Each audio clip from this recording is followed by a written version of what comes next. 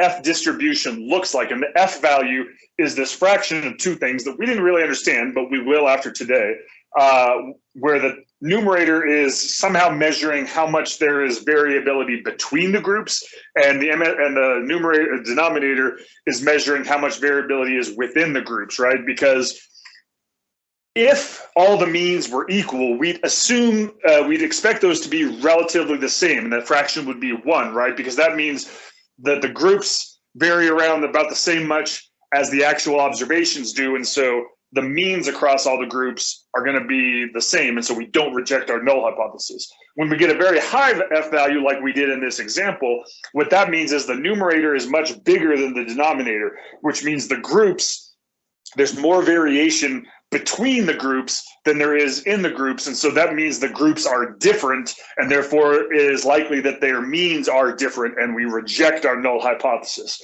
So that was kind of the big idea of how we got to the end and made our conclusion. But today what we're going to do is kind of talk about where did all these pieces come from, and why we can use them to make these assumptions that we do. So before we move on to that, does anyone have any questions on what we were doing before, of the really big picture of how we interpret, how we use the ANOVA table, of not knowing how to get to it?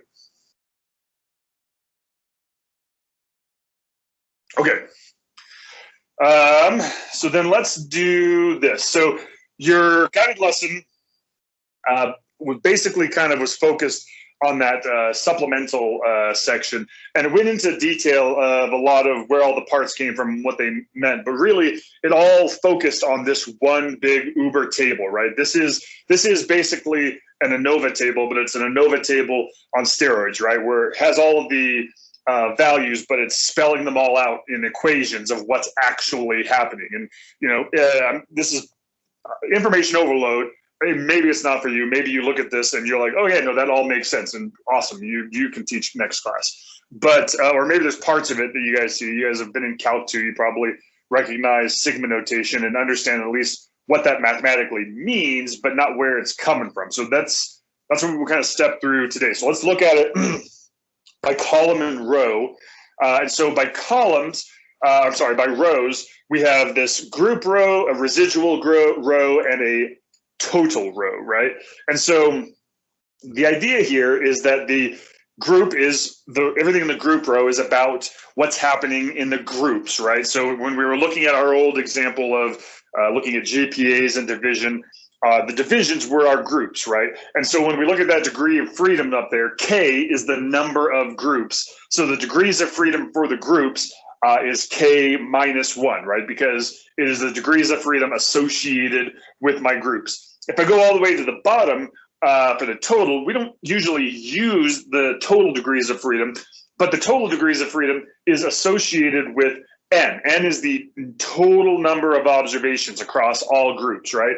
And so the degrees of freedom for the observation is N minus 1 because it is associated with that total number of observation. Now, the residual, another way we call residual sometimes is the error, right? Because the idea of an error is that it's what we have left over, right? If I get my answer, but it's off by a little bit, that thing I have left over, that's the residual, it's the error, it's how much I'm off by, right? And so residual error, same thing in this context.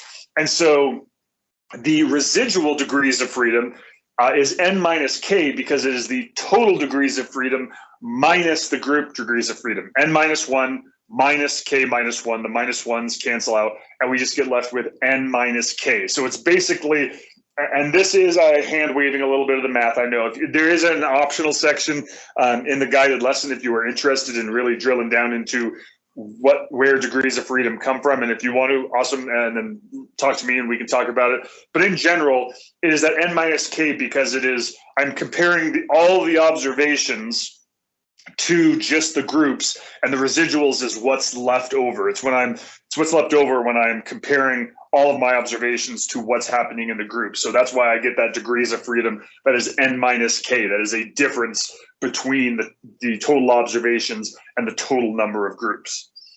All right, now the next column, this is where I'm going to spend most of my time because this is the meat of stuff, right? it's at the top, it says sum SQ, which is just short for sum of squares, right? Which, again, if you took Calc 2, which if you didn't, kudos to getting this far. Oh, wow, someone in Texas wants to make sure that I need to vote for the GOP. Good for them. If you took calculus, then you recognize that sigma, that's adding up a bunch of things. And then if you look at what's being added up, it's squares, right? So that's why each one of these is a sum of squares. Those SSG, SSE, SST, we're getting back to the really creative math naming here. So SSG is the sum of the squares group. SSE is the sum of squares error, which I said is the same as residual. And SST is sum of squares of total, right? Super exciting names, right?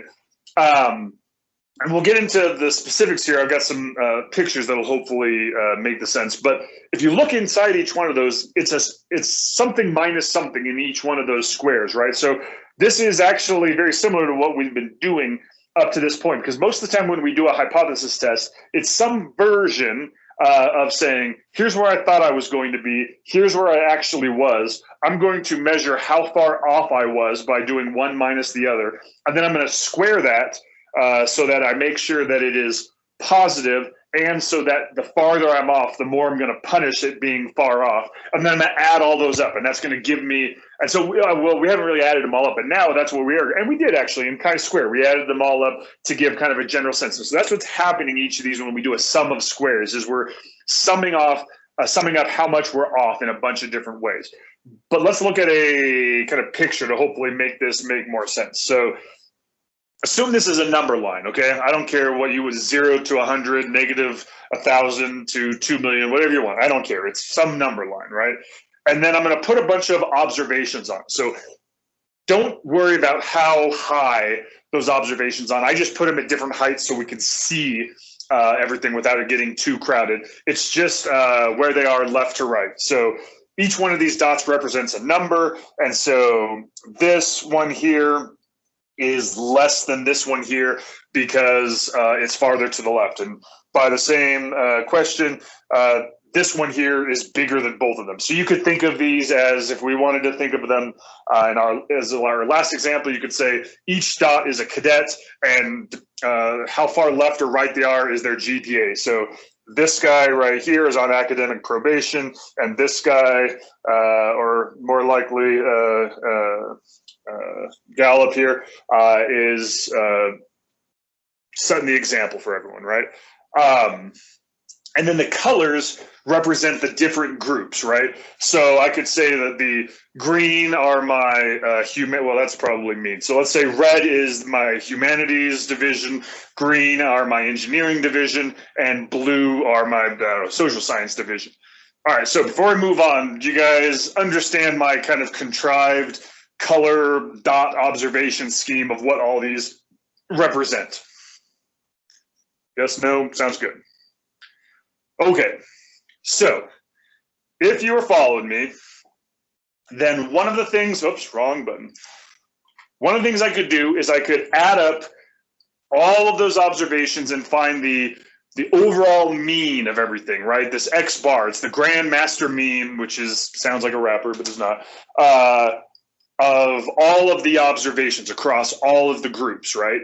And so I highlighted up there the SST, I'm pointing at my screen like you guys can see it, but the SST is saying, once I calculate that mean, that X bar, for every single observation, figure out how far it is from the X bar, and then square that, and then add up all of those squares, right? That's going to give me my sum square total. That's going to give me this measurement of, overall, it's going to be a number. The bigger it is, the more spread out my data is. The smaller it is, the more constricted, because if it's small, it means I had a bunch of small distances, and so all the observations were clustered around that grand mean, right? That X bar. So look at that for a second and tell me, does anyone have any questions about what this means and how I'm getting my SST from that X bar with all of my observations? Awesome. Okay, now another thing I could do with this data, instead of looking at all the observations at once, I could look at them one at a time, right? I'm sorry, one group at a time. So I could look at only the observations in group one and calculate the sample mean of those observations. And then I could do the same thing for the second group only, and then I could do the same thing for the third group only, right? Once I do all of that, I have these three group means, right? And so these are the numbers I'm going to use to calculate that SSG, that the sum of the squares of the group. I'm going to do the same thing I did before, except instead of comparing all of the observations, distances and squares to the grand mean, I'm going to do just the means of the three groups, right? So if I look up at SSG, it's got the X bar I, which is the green, blue, and red means, the means of just the groups. And I'm going to measure how far away they are from the grand mean and then square them and add them all up. There is also this, again, I'm pointing at my screen like you guys can see. There's also that N sub I, which is my sample size, and that's going to push them up. But the main idea is the sum of the squares of the distances of the group means from the overall average, right? And that's going to give me this measure of how much the groups are varying on average from the overall average. Any questions on what we did there? Okay, now the last thing we need is the SSE. The SSE is a little bit harder to conceptualize, but we're going to try. So one thing is, if you just want to calculate it straight up, if you understand the SST and the SSG, it's relatively easy, because it turns out that SSG plus SSE, if I could write SSE, equals the SST. And so if I know the other two, I could just find the SSE by the difference between the SST and the SSG. Every time I say SS, it sounds like I'm talking about boats. But that is one way to just calculate it directly. If I were to give you the sum squares total and the sum squares of the groups, you could just find that remaining sum square errors easy. Kind of the same way we did the degrees of freedom for the error. Now, that being said, to kind of conceptually understand what the SSE represents, think of it like this. It is basically going to be the same idea as originally when we took all of the observations and we compared their distance to the that grand mean. It's just I can't do anything. The difference is that we're going to look at it one at a time. So I'm going to look at just group one, and I'm going to measure the distance of all the observations in group one to its mean and get a sum of squares for that. And then I'm going to do the same thing for group two and find the distance of all of the group two observations to the group two mean and find the sum of squares of that. And then I'm going to do the same thing for X3. Now, the equation up here, I realize it's a little bit unclear to see, because the main term it has up here is this SI squared, right? But SI squared is I can't talk. It's the SI is the sample standard deviation of a particular group, right? So we're looking at group 3 here. So S3 would be the sample deviation, the sample standard deviation of that group. S3 squared is the variance of that group. And I think I still have it open because I was talking to someone about it.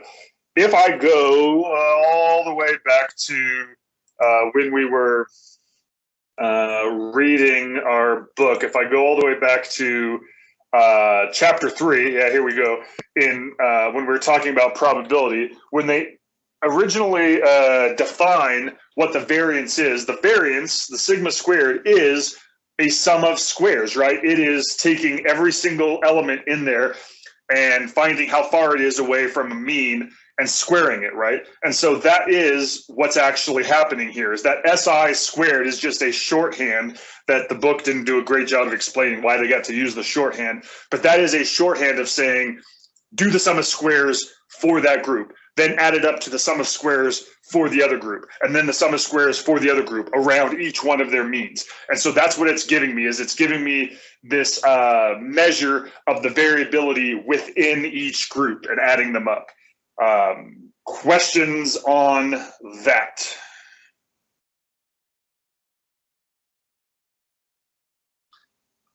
Okay, now we've got our SSG and our SSE. Mean square. As you can see, this is almost the exact same as the previous column.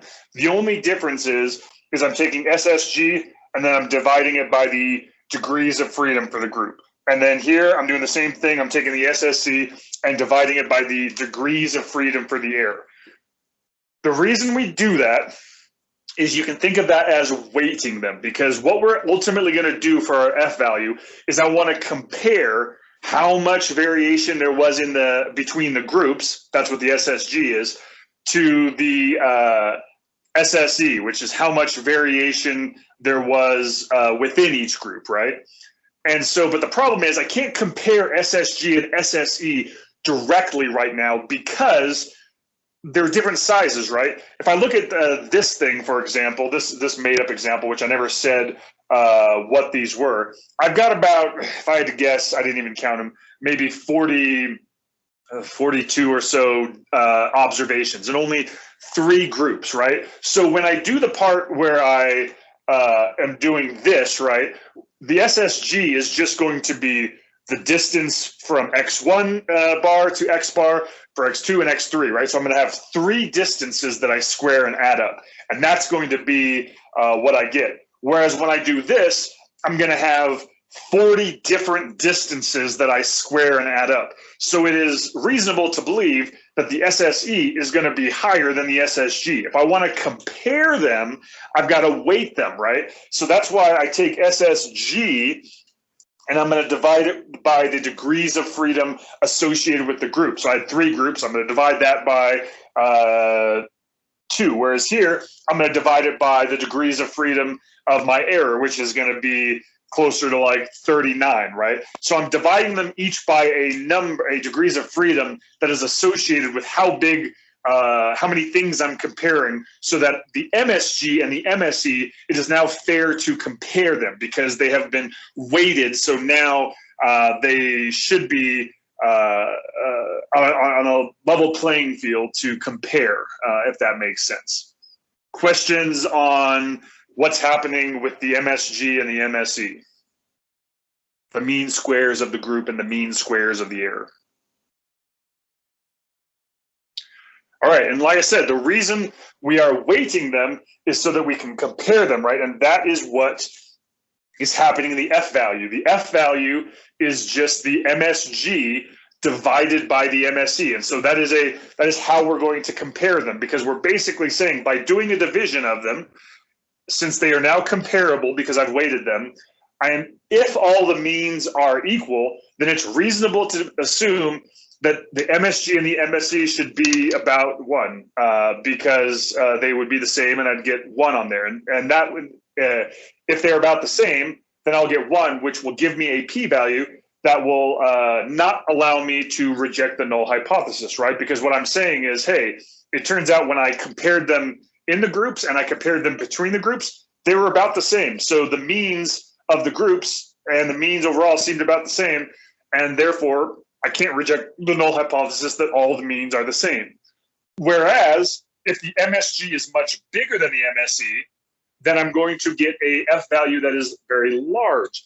And that large F value is going to make me get a small p value, which means I will reject the null hypothesis, which makes sense, because if the MSG is bigger than the MSE, then what I'm saying is the groups are much different. There's much more difference and variation between the groups than there is in between, than there is within the groups. And therefore it is reasonable to believe that the means are actually different. Like in our scenario here, right? When I look at this, I go, hey, everything is grouped around X2, everything's grouped around X3 and 2 and 1. But when I look at them all together, they are all over the place, right? So the green, blue, and red bars have more variation between them than are in the group. And so I reject my null hypothesis.